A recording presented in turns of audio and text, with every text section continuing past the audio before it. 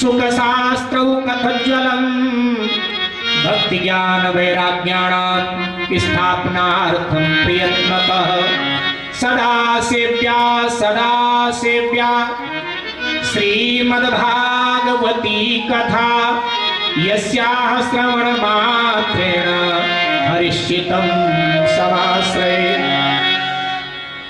सूर्य के आभा मंडल से आवाज आई, ज्ञान यज्ञम करिष्यामि सुख शास्त्रों कथज्वलम।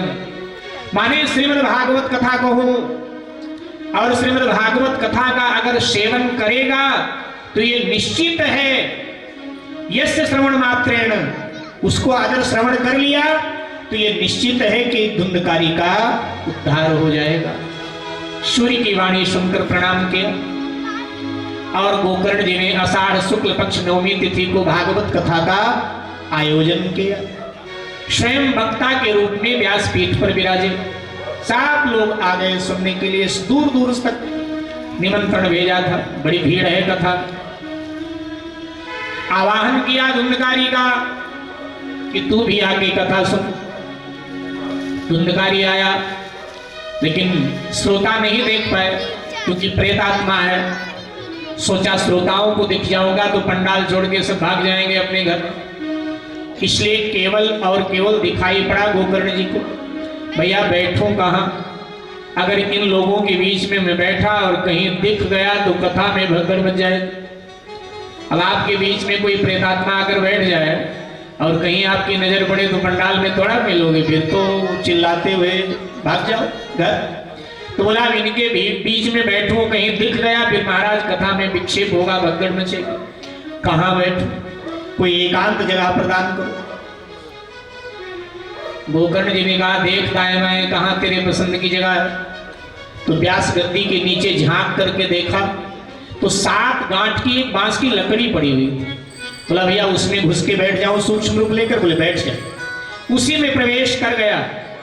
7 दिन बैठा रहा।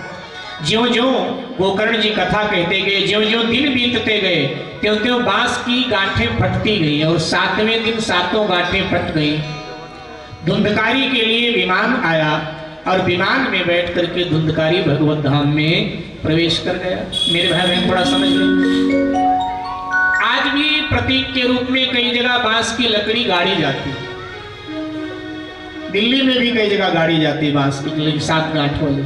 हमारे उत्तर प्रदेश में तो खास करके, और कोई नियम यजमान करे न करे, पूजा सामग्री पूरी हो ना हो, लेकिन बांस तो वहां मिल जाता है ना मुफ्त में। तो बांस की लकड़ी तगड़ी सी वो जरूर ला करके व्यास जी के सामने गाड़ देता। अब आजकल गाड़ा तो जाता है बांस, लेकिन कोई भी कथावाचक कथा कहे बांस की गांठ क्या जरा सा भी नहीं फटता है, बांस वैसे का वैसे रहता है।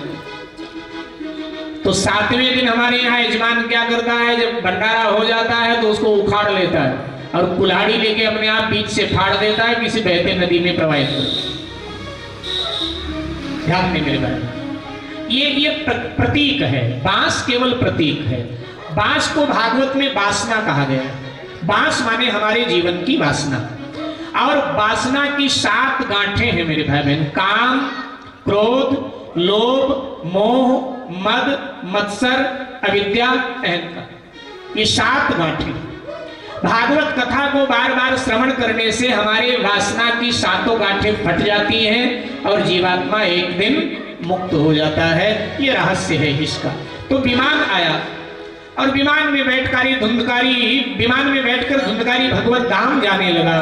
और जाते जाते धुंधकारी बोला धन्यास्ते भागवती वार्ता प्रेत पीड़ा विनाशिनी।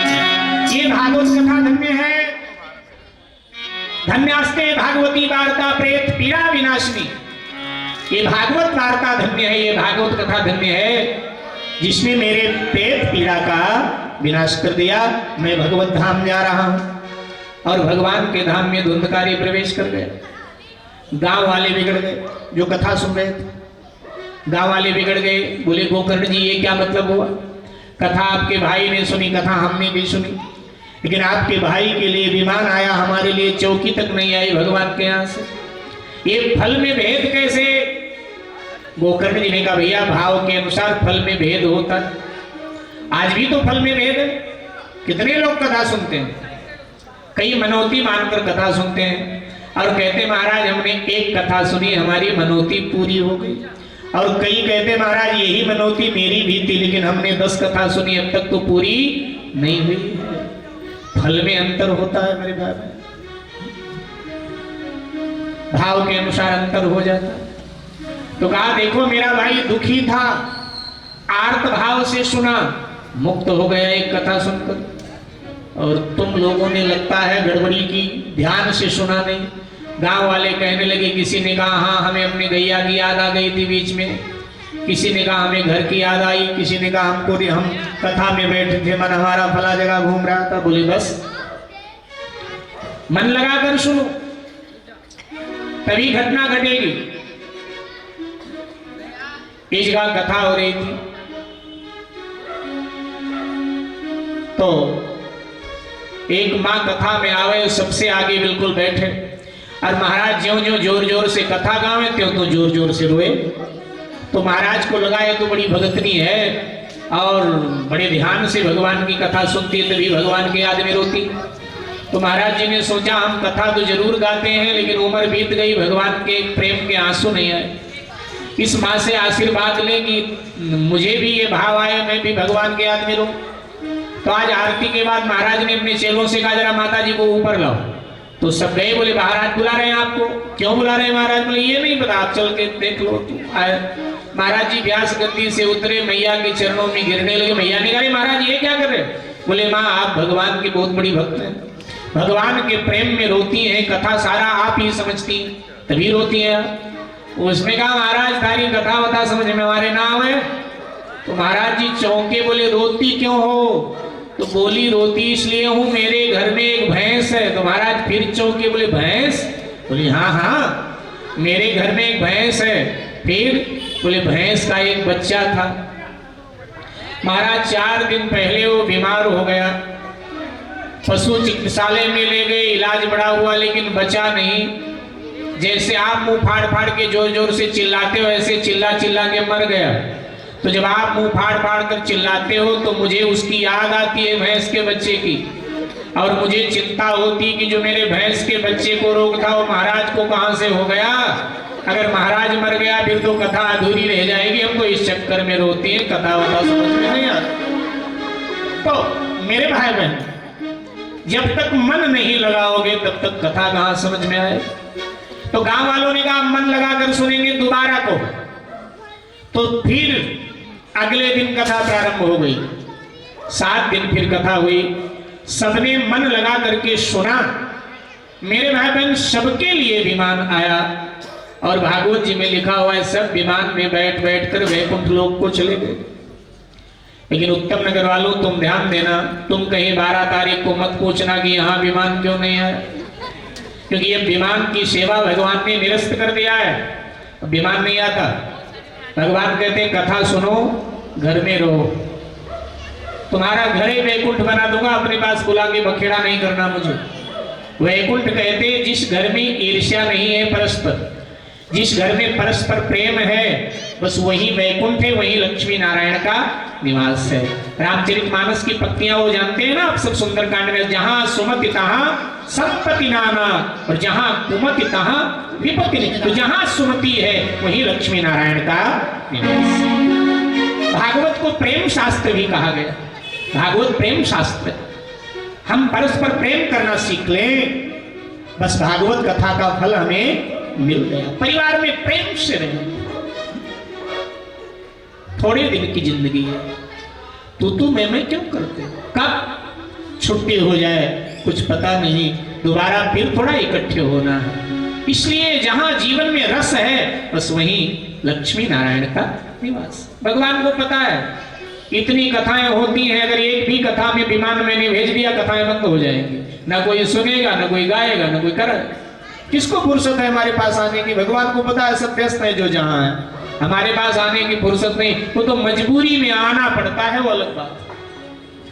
हमारे महात्मा लोग बताते हैं देवर्षि नारद जी महाराज भ्रमण करने के लिए निकले, तो जिस रास्ते पर से निकलते थे तो सड़क के किनारे एक बूढ़ा घर के बाहर चारपाई पे बैठा रहता था, मक्खियां भनभनाता रहता था, मैले मैले कपड़े पहने हुए। जैसे नारद जी को देखे, बाबा राम राम, भगवान से कहो मुझे भी बुला ले, पत्नी है नहीं, मर गई, बेटे बहू रोटी नहीं देते, बाबा कह दो भगवान को, रोज कहे।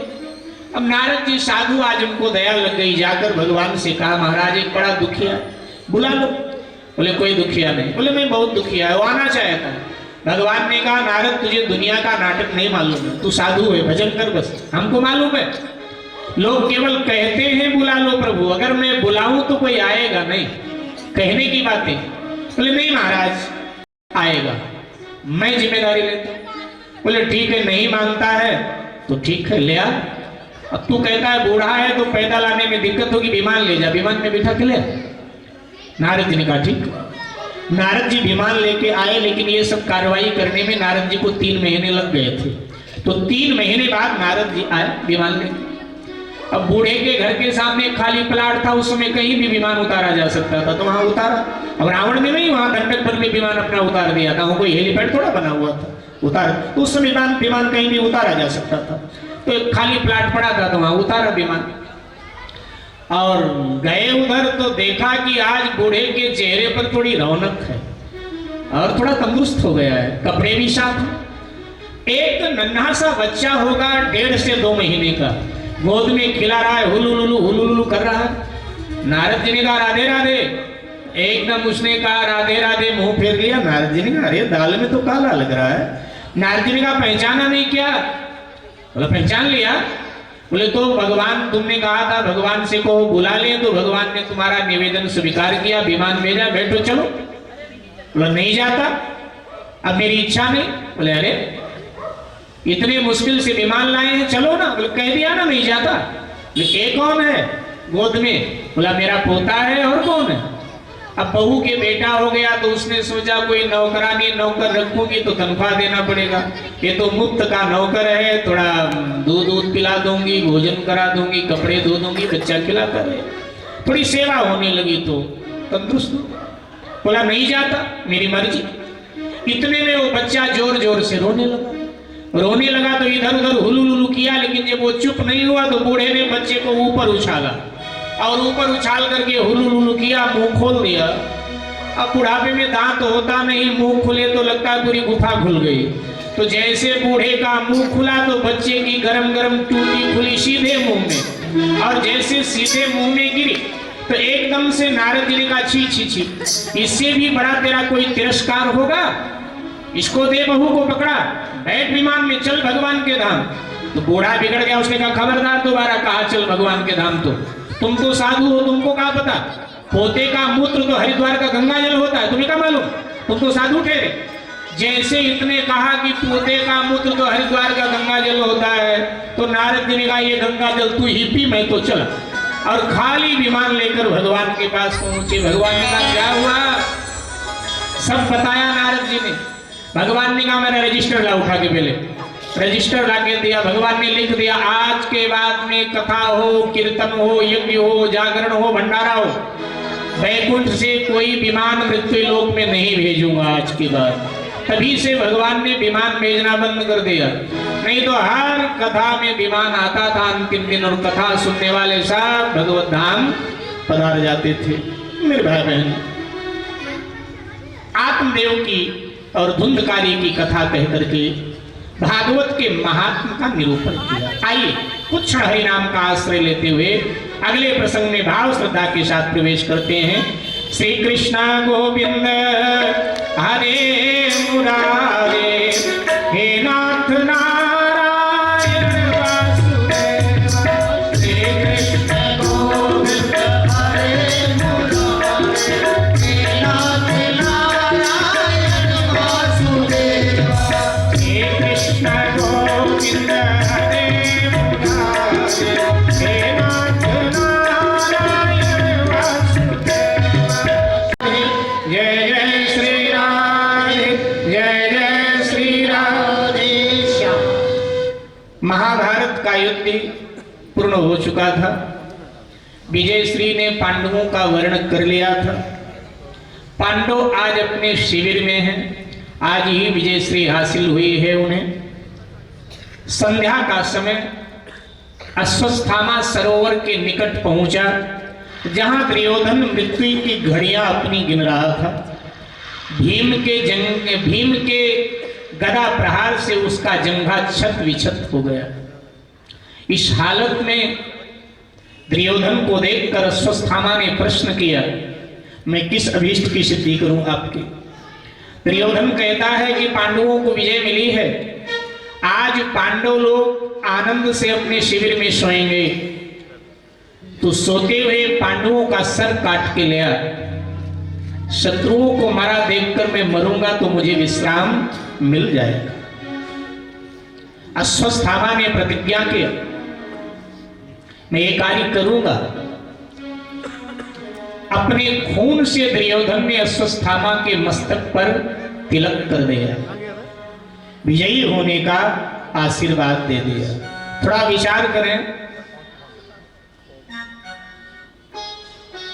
अश्वत्थामा आचार्य द्रोण का पुत्र है, ब्राह्मण है जाति से, लेकिन कर्म ये क्रूर करने जा रहा है। इसकी बुद्धि भ्रष्ट हो गई है पूरी तरह। प्रतिशोध की आग ने इसके बुद्धि को भ्रष्ट कर दिया। रहा सा दुर्योधन के खून का तिलक जिस ब्राह्मण के मस्तक पर हो, क्या उसकी बुद्धि शुद्ध रह सकती? कभी नहीं, अशुद्ध हो जाए। इधर मेरे भाई बहन, द्वारिकाधीश भगवान श्री कृष्ण पांडवों के शिविर में मौजूद हैं। उन्होंने द्रौपदी सहित पांडवों को कहा कि तुम सब आज अपने शिविर में नहीं सोओगे। तो द्वारिकाधीश कहते हैं चलकर मेरे शिविर में सो जाओ। द्रौपदी को कहा अपने पांचों पुत्रों को जगाओ, इनको भी ले चलो। पांडवों ने भगवान की बात मान ली। पांडवों ने कहा यहां भी सोना, वहां भी अच्छा है, आपके पास रहे। चल पड़े। द्रौपदी को कहा आप भी चलें, इनको जगाओ बच्चों को। द्रौपदी ने कहा गोविंद आज क्या है, अब तो कोई भय नहीं है और बच्चे सो चुके हैं, इनको जगाना। ऐसा करो आप जाओ, इन लोगों को लेके हम यहीं सोएंगे। बहुत कहा, लेकिन द्रौपदी ने भगवान की बात न मानी, अवज्ञा की। कई बार क्या होता है मेरे भाई बहन, जो सरचढ़ा शिष्य होता है गुरु का, वो गुरु की आज्ञा का उल्लंघन कर जाता है। ऐसा हो जाता है। द्रौपदी को भगवान बहुत प्रेम करते, बहुत प्रेम। द्रौपदी ने यहां भगवान की आज्ञा का उल्लंघन किया। और जब हम अपने बड़ों की अनदेखी करते हैं तो कहीं ना कहीं हमारा जीवन संकट से ग्रस्त हो जाता है। भगवान चले गए, बोले तुम्हारी इच्छा। द्रौपदी सो गई एक किनारे। अंधेरी रात में पहरेदारों की नजर बचाता हुआ अश्वत्थामा पांडवों के शिविर में दाखिल हुआ। गहन अंधकार है, निर्णय नहीं कर पाया ये पांडवों के 5 पुत्र हैं या पांडव हैं। बस उसने हाथ लगाया, देखा 5 एक कतार में सो रहे हैं। उसको लगा बस बस यही पांडव, अब मेरा लक्ष्य दूर नहीं। उसने अपने तलवार से 5 के सर काट लिए, एक कपड़े में बांधा, निकल गया। प्रातःकाल होते होते सरोवर के निकट पहुंचा। आकाश में सूर्य ने अपनी लालिमा बिखेरी थी। इधर दुर्योधन के सामने वो 5 सर खोल के रख दिए। जैसे दुर्योधन ने देखा को ओह, ये तो पांडव नहीं, उनके 5 पुत्र हैं। अरे अश्वत्थामा, इन दुर्मय बच्चों से मेरी क्या शत्रुता थी? ओह, तूने तो कुरुकुल के दीपक को नष्ट कर दिया, बुझा दिया। अब मेरे कुरुकुल में कोई बचा नहीं। अगर ये बच जाते तो पांडवों का श्राद्ध होता, तो मेरा भी तो श्राद्ध करते, कि दुर्योधन भी तो मेरे कुल का था। लेकिन तूने श्राद्ध तर्पण करने वाला भी मेरे कुल में कोई नहीं छोड़ा। दुर्योधन का प्रणाम। उधर द्रौपदी की निद्रा भंग हुई तो देखा खून बह रहा है शिविर में, और धड़ पर पुत्रों के शरीर चीखने लगे, रोने लगे। चीख पुकार सुन करके भगवान श्री कृष्ण पांडवों के शिविर में उपस्थित हुए।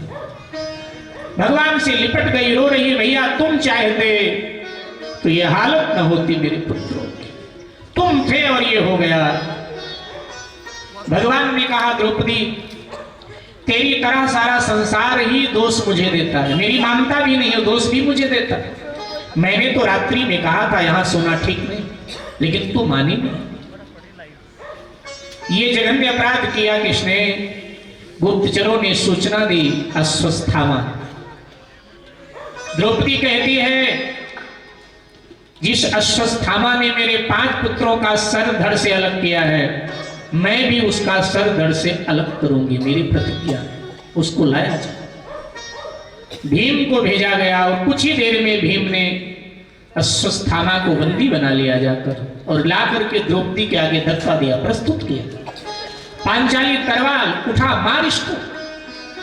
अश्वत्थामा रो पड़ा।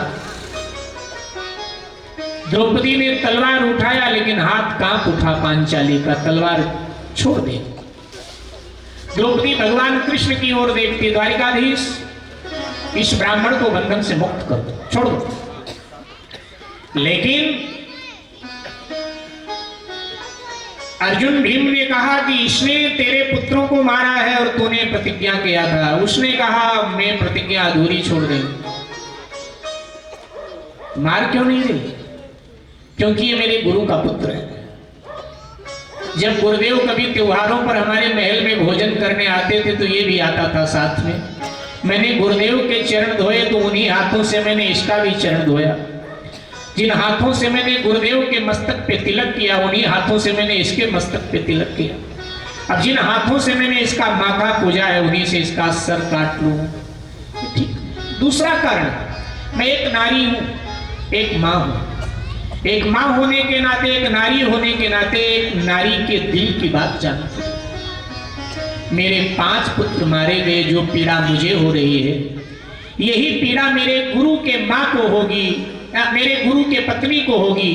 गुरु मां को, माने अश्वत्थामा की मां को, अगर ये मारा जाएगा। क्योंकि हमारी गुरु मां वैधव्य से वैसे ही दुखी, विधवा हो गई, दुखी। अगर पुत्र भी मारा गया तो और दुखी हो जाए। इसलिए एक ही मां पुत्र शोक में रोए, 2 मां क्यों रोए? दया किया। द्रौपदी का एक अर्थ है दया, और जो दया को अपनी पत्नी बनाता है, भगवान उसका रथ हाँकते हैं। अर्जुन का रथ इसीलिए भगवान हाँकते हैं।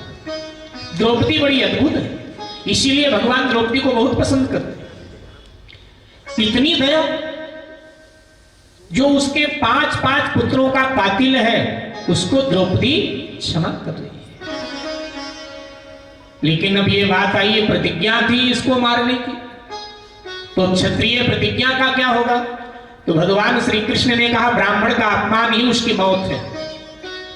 ब्राह्मण का अपमान उसकी मौत है, इसलिए इसको अपमानित कर दो। इसके मस्तक में मणि है, उसको निकाल करके अपमानित करके छोड़ दो। भगवान ने श्राप दिया, चिरकाल तक तू भटकता रहेगा, तुझे विश्राम मिलने वाला नहीं, क्योंकि तूने जघन्य अपराध किया। और अश्वत्थामा को छोड़ दिया। दया का गलत अर्थ कर लिया उसने। उसे तो एहसान मानना चाहिए पांडवों का और द्रौपदी का, लेकिन नहीं। अश्वत्थामा जब बंधन से मुक्त हुआ तो अश्वत्थामा ने कहा कि पांडवों की वंशवेली अब भी चल सकती है, क्योंकि अभिमन्यु की विधवा पत्नी उत्तरा, उसके गर्भ में अभिमन्यु का तेज पल रहा है, उससे पांडवों की वंश परंपरा आगे बढ़ सकती है। मैं वंश परंपरा बढ़ने नहीं दूंगा, मैं उत्तरा के गर्भ को नष्ट करूंगा। और उत्तरा के गर्भ को लक्ष्य बना करके अश्वत्थामा ने ब्रह्मास्त्र चला। ब्रह्मास्त्र चलाना आता है अश्वत्थामा को, लेकिन ब्रह्मास्त्र वापिस करना नहीं आता है मेरे भाई बहन। और अधूरी विद्या हमेशा प्राण घातक होती। विद्या सावो मुक्त है, विद्या वो है जो हमें मुक्त करे, विद्या वो नहीं जो हमें बंधन में बांधे। लेकिन अधूरी विद्या तो बंधन में डाल देती है। ब्रह्मास्त्र अगर अपना लक्ष्य चूक जाता है तो चलाने वाला अगर उसको स्वयं वापस नहीं कर लेता है तो फिर वो उसी के लिए प्राणघातक सिद्ध होता है। मेरे भाई बहन, उत्तरा ने देखा ब्रह्मास्त्र चला रहा है, उत्तरा घबराई, उत्तरा रोई,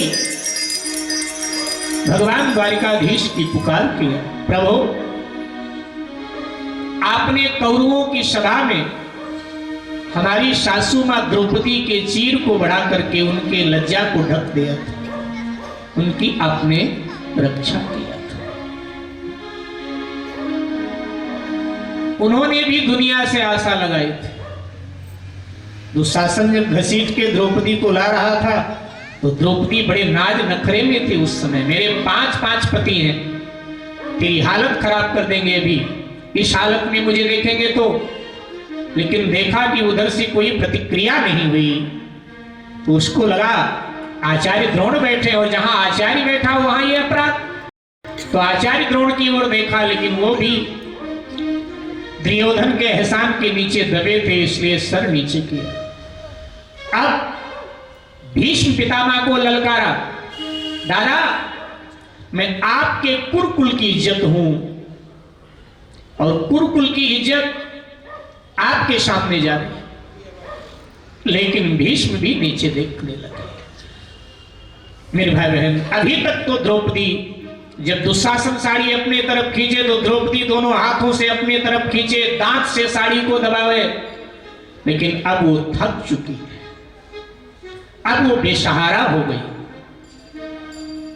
अब उसने दांत से भी साड़ी को छोड़ दिया और हाथ से भी साड़ी को छोड़ दिया, दोनों हाथ ऊपर किया। कहते ना दोनों हाथ हम लोग ऊपर, ये समर्पण की मुद्रा है। लोग व्यवहार में कहते तो नहीं तुम्हारे बस का नहीं तो हाथ खड़े करो, कहते हैं ना। हाथ खड़े का मतलब यही है कि हमारे बस का नहीं। जय जय श्री राम, आपने हमारा उद्धार करें।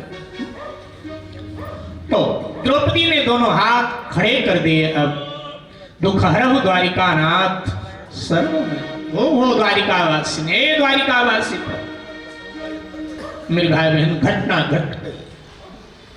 भारतीय कवि ने लिखा कि कुछ समझ में नहीं आ रहा है, नारी बीच साड़ी है कि साड़ी बीच नारी है, नारी ही की सारी है कि सारी ही की नारी।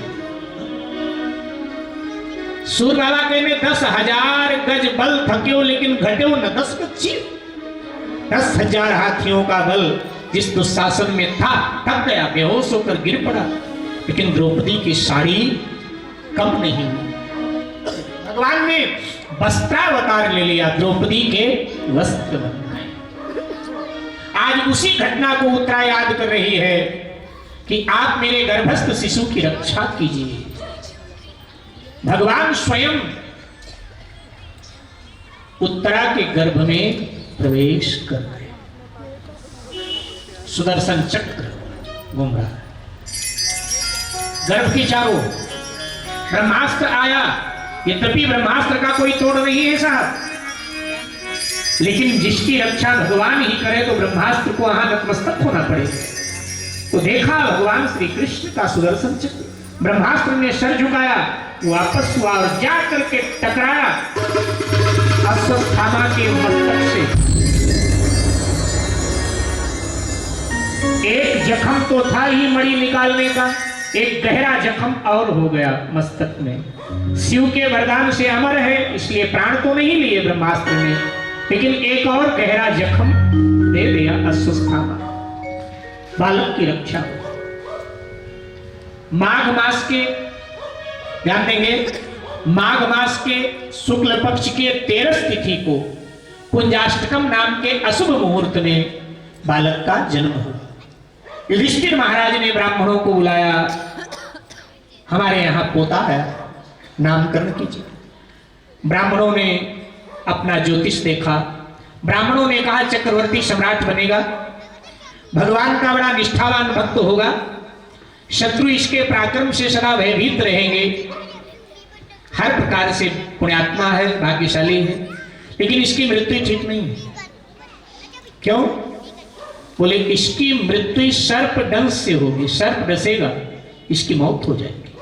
युधिष्ठिर रो पड़े, बोले सर्प डसने से मेरे पोते की मृत्यु होगी और मेरा पोता नरकगामी होगा। ब्राह्मणों ने कहा नहीं नहीं, उसके पहले ये भागवत कथा श्रवण करेगा और भागवत कथा श्रवण करके ये मुक्ति को पालेगा, ये भगवत धाम को पालेगा। युधिष्ठिर महाराज बहुत प्रसन्न, आनंद उत्सव मनाया, ब्राह्मणों को दान दक्षिणा किया।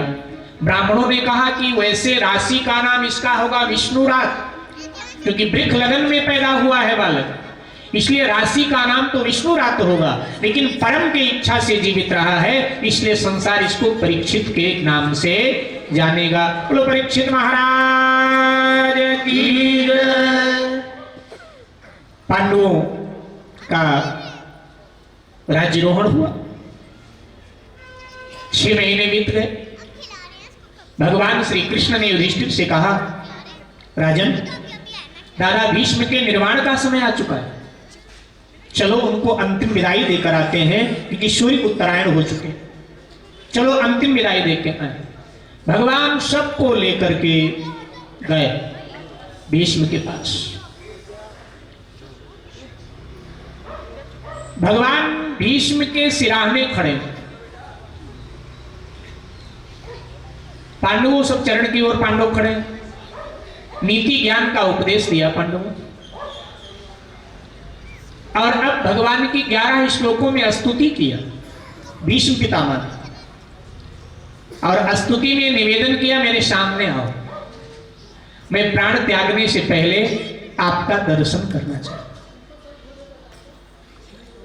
भीष्म के सामने भगवान आए। भीष्म ने भगवान को देखते देखते निर्वाण को प्राप्त किया। भीष्म की इच्छा थी कि मेरा दाह संस्कार भगवान करें, लेकिन यह भीष्म को नसीब नहीं हुआ। भगवान ने भीष्म का दाह संस्कार नहीं किया, युधिष्ठिर से करवा दिया। अपराध क्या था?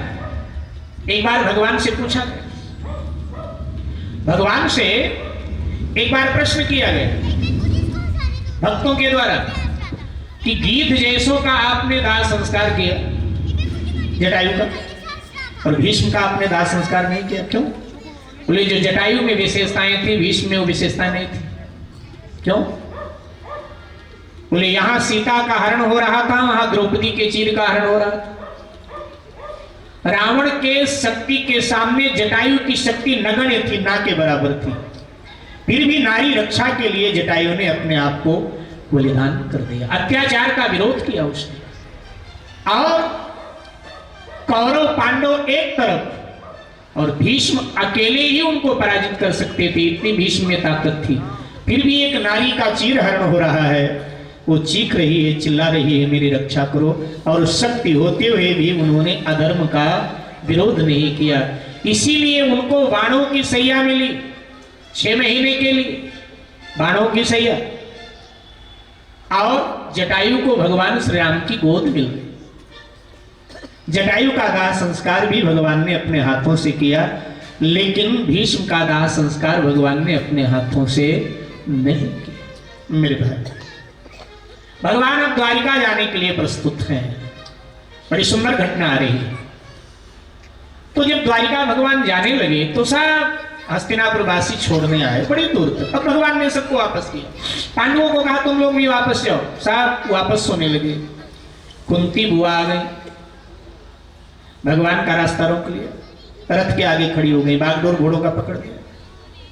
बोले गोविंद, संसार तुझे भगवान कहता है, ऋषि मुनि भी तुझे ईश्वर कहकर तेरी स्तुति करते हैं, लेकिन मैं तो तुझे अपना भतीजा ही मानती। हाँ हाँ बुआ, मैं भतीजा ही तो हूं आपका। भतीजा तो है, लेकिन हर भतीजा अपने बुआ को कुछ ना कुछ देता है। तूने आज तक मुझे कुछ नहीं दिया और मैंने मांगा भी नहीं। हाँ बात बुआ ठीक है ना, तूने मांगा ना मैंने दिया। तो आज मेरे मन में आया मैं मांगू, देगा? हाँ हाँ अवश्य बुआ, जो मांगोगी मैं दूंगा। वचन दे रहा है। हाँ ध्यान देना, कुंती ने अपना दामन फैलाया, आंचल फैलाया, और कुंती ने जो मांगा है मेरे भाई बहन, कोई और नहीं मांगेगा। कुंती ने कहा जाते जाते मेरे झोली में दुख डाल जाओ, दुख दे जाओ। भगवान के आंखों में करुणा आंसू आ गए। बोले बुआ तेरी बुद्धि मारी गई। अरे जन्म से अब तक तुझे दुख के सिवाय कुछ मिला नहीं, दुख ही मिला। और इतने भयानक युद्ध के बाद में अब तेरे और तेरे बच्चों को सुख मिला। 6 महीने में उब गई, फिर वही दुख। हाँ लेकिन क्यों गोविंद? मैंने जो जीवन जिया दुख में, अपने जीवन को नजदीक से देखा है। मेरे भाई बहन, जीवन में दुख हो या सुख, थोड़ा नजदीक से अपने जीवन को देखना चाहिए। हम लोग इतने व्यस्त हो गए हैं दूसरे के जीवन को देखने में, अपने जीवन को देख ही नहीं पाते। इसलिए ना सुख का मजा ले पाते हैं ना दुख का। दूसरों को देखने में हम व्यस्त हो गए, अपने को नहीं देख। कहा कि हमने बड़े नजदीक से दुख भरे जीवन को देखा। मैंने अनुभव किया और ये पाया कि जब जब हमारे और हमारे बच्चों के जीवन में दुख आया, तब तब मैंने तुम्हें अपने साथ खड़े पाया, अपने संग पाया। और वास्तव में महाभारत की उन सभी घटनाओं को देखो, जहां जहां विषम दुख है, कृष्ण साथ में तो है, पांडवों तो साथ में पाया। और आज जब इतना बड़ा साम्राज्य मेरे पुत्रों को मिला, तो मैं देख रही हूं आपका विरह वियोग हो रहा है, आप अलग हो रहे हैं मुझसे। ऐसा सुख मुझे नहीं चाहिए जिसमें तू हमसे अलग हो जाए। हमें तो ऐसा दुख चाहिए जिसमें तेरी याद बराबर बनी रहे और तू सामने हो मेरे। तुलसी बाबा ने भी इस भाव को दोहावली में कहा कि सुख के माथे सिल पड़े, माने पत्थर बरसे ऐसे सुख पे, सुख के माथे सिल पड़े जो नाम हृदय से जाए, बलिहारी वा दुख को जो बारंबार रटा।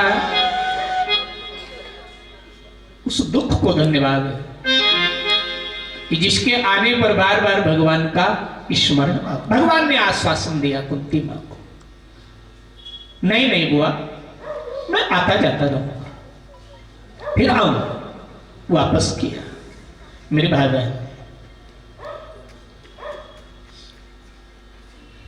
कुंती जी के इस भाव को कवि ने बड़े सुंदर शब्दों में कुछ पंक्तियां गुनगुनाते हैं। सुख भी मुझे प्यारे हैं, सुख भी मुझे प्यारे हैं, दुख भी मुझे प्यारे हैं, सुख भी मुझे प्यारे हैं,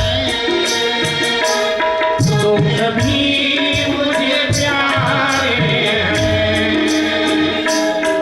छोड़े हम किसे भगवन, दोनों ही तुम्हारे हैं, छोड़े हम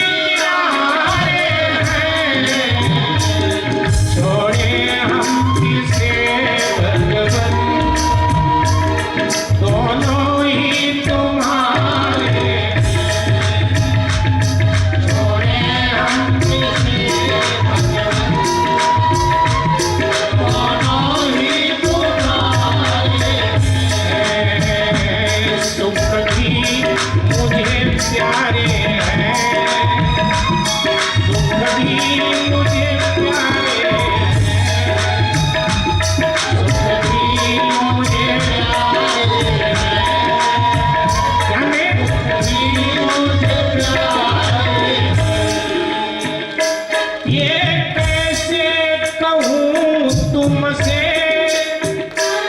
मुझे ये दे दो ना दो, मैं कैसे कहूँ तुमसे, मुझे ये दो ना दो, अपनी मर्जी से हमें दे दो, अपनी मर्जी से हमें दे दो, हम तो दामन पसारे हैं, अपनी मर्जी से हमें दे दो, हम तो दामन पसारे हैं, छोड़ूं मैं किसे भगवन, दोनों ही तुम्हारे हैं, छोड़ूं मैं किसे भगवन, दोनों ही तुम्हारे हैं, सुख में तेरा शुक्र करूं, दुख में फरियाद करूं, सुख में तेरा शुक्र करूं, दुख में फरियाद करूं, जिस हाल में तू रखे उस हाल में याद, जिस हाल में तू रखे उस हाल में याद,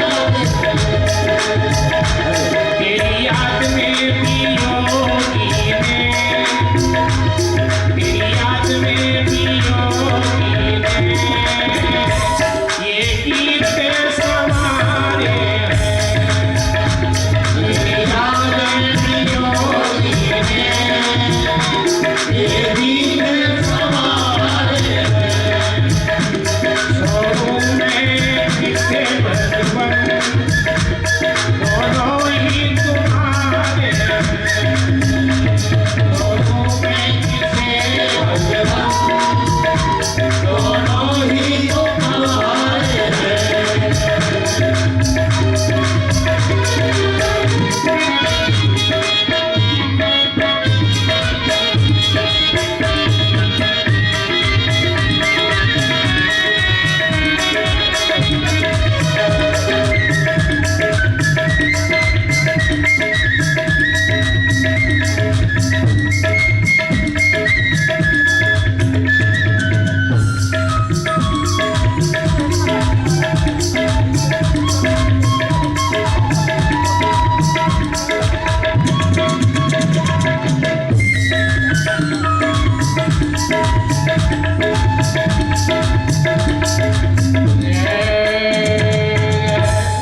श्री राधे, जय जय श्री राधे, जय जय श्री राधे श्याम। भगवान श्री कृष्ण द्वारिका पधार गए, अपनी लीला का संवरण किया। समाचार पांडवों को मिला तो हस्तिनापुर का राजा उन्होंने परीक्षित को घोषित किया और पांडवों ने भी स्वर्गारोहण के माध्यम से भगवत धाम की प्राप्ति किया। परीक्षित महाराज भारत के सम्राट नियुक्त हुए। तो आज यहीं तक, इससे आगे की चर्चा कल करेंगे। आज की चर्चा को विश्राम देते हुए भाव श्रद्धा से कथा को आरती की ओर ले चलते हैं। कल ठीक 2:30 बजे कथा प्रारंभ हो जाएगी, तो आप सब ठीक 2:30 बजे कथा पंडाल में आने की चेष्टा करेंगे और समय से आप सब दर्शन देंगे। आज की चर्चा को ये विश्राम देते हुए पवन तनय संकट हरन मंगल मूर्ति रूप राम लखन सीता सहित हृदय बसहु सुरभूप। श्री हनुमान जी महाराज की जय। श्री वृंदावन बिहारी लाल।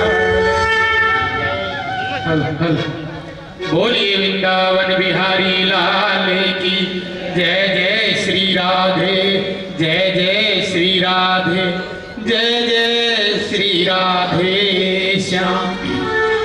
प्रार्थना करूंगा श्याम सुंदर सिंगल जी श्याम सुंदर सिंगल जी हेमंत जी, श्याम सुंदर गोयल जी, श्याम सुंदर गोयल जी, आपका ही है। करक जी, श्याम सुंदर करक जी, श्याम सुंदर करक जी आए। आइए। वो एक माता जी के 5 बेटे थे। आपने कथा में आज ज्यादा ध्यान लगा लिया, नहीं तो भगवान को क्या पता था हम कहाँ रहते हैं।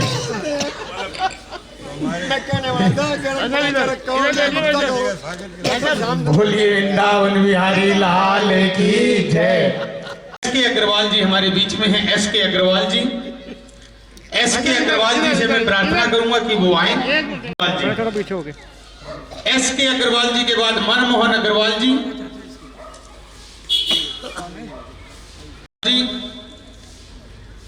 गिरधारी लाल जिंदल जी, गिरधारी लाल जिंदल जी हमारे बीच में है, उनसे भी मैं प्रार्थना करूंगा। और घनश्याम मित्तल जी, घनश्याम मित्तल जी हमारे बीच में हैं, उनसे भी मैं प्रार्थना करूंगा कि वो आए। मोहन जी और बासु जी,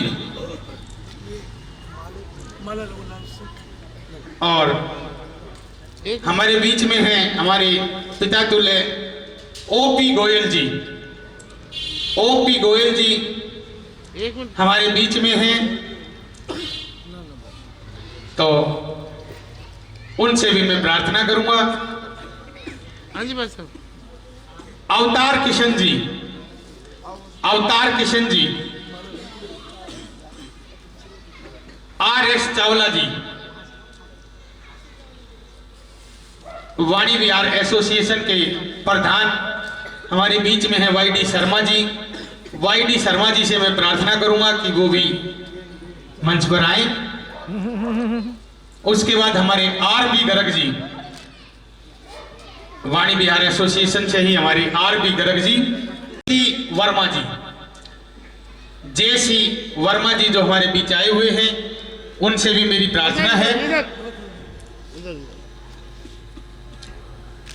JC वर्मा जी, विवेक गुप्ता जी,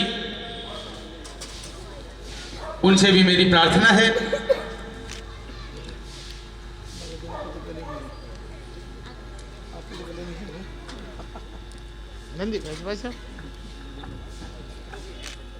चौधरी जी हमारे मध्य में हैं, उनसे भी मेरी करबद्ध प्रार्थना है कि वो भी आए।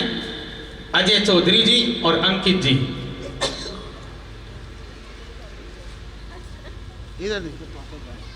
एक बार सभी के लिए जोरदार तालियों से स्वागत। कल की जो कथा है ठीक 3 बजे प्रारंभ होगी। कल की जो कथा है वो ठीक 3 बजे प्रारंभ होगी। सुखदेव जी का आगमन, समय का आप ध्यान रखें, ठीक 3 बजे कथा प्रारंभ हो जाएगी, तो इसलिए सभी समय पर आकर के अपना स्थान ग्रहण करें। सुखदेव जी का आगमन, बड़ी ही सुंदर कथा। अब आरती होगी और आरती के बाद सभी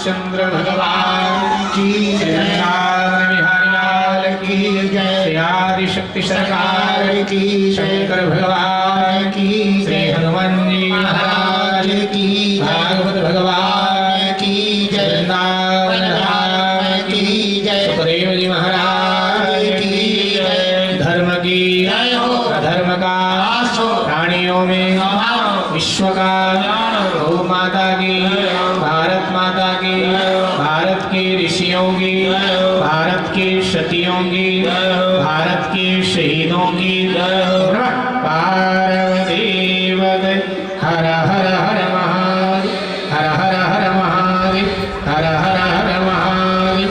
जय जय श्री राधे, जय जय श्री राधे, जय जय श्री राधे।